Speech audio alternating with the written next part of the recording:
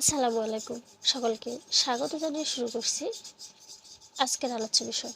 আমাদের আজকের আলোচ্য বিষয় হচ্ছে পাস্ট পারফেক্ট টেন্স, যার অর্থ হচ্ছে পূর্বঘটিত অতীতকাল। খুব সহজভাবে পাস্ট পারফেক্ট টেন্সটা আমরা বোঝার চেষ্টা করব। চলেন শুরু করা যাক।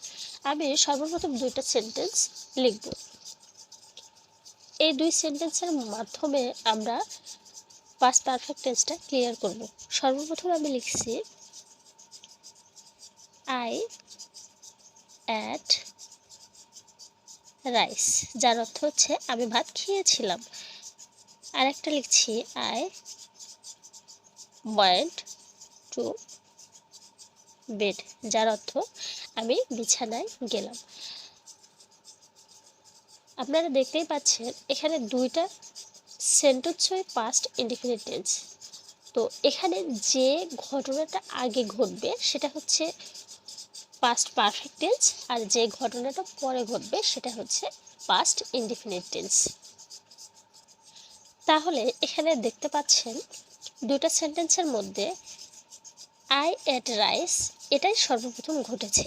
তাহলে আমরা এই সেন্টেন্সটাকে পাস্ট পারফেক্ট বলতে পারি। আই পাস্ট পারফেক্ট টেন্সের সাহায্যকারী ভার্ব হবে হ্যাড, মূল ভার্বের পাস্ট পার্টিসিপল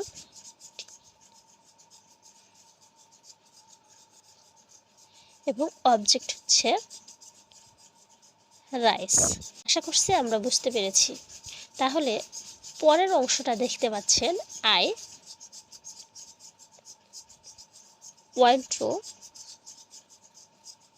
বেড। তো এখানকার এই দুইটা সেন্টেন্সের মধ্যে যে ঘটনাটা আগে ঘটবে সেটা হচ্ছে পাস্ট পারফেক্ট টেন্স, যেটা পরে ঘটবে সেটা হচ্ছে পাস্ট ইনডিফিনিট টেন্স। এর মধ্যে আমাদের আফটার অথবা বিফোর বসাতে হবে। এখানে বিফোর বসবে। আমি এখানে বিফোর বসার কারণটা বলতেছি, সেটা হচ্ছে বিফোর অর্থ হচ্ছে পূর্বে। বিফোর অর্থ যেহেতু পূর্বে, সেহেতু পূর্বে বসবে হচ্ছে পাস্ট পারফেক্ট টেন্স, আর পরেরটা হবে পাস্ট ইনডিফিনিট টেন্স।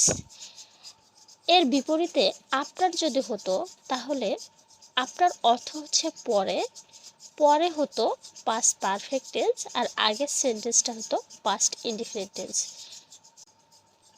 আশা করছি আজকে আমাদের পাস্ট পারফেক্ট টেন্সের মূল যে বিষয়টা সেটা বুঝতে পেরেছি। আজ তাহলে এ পর্যন্তই।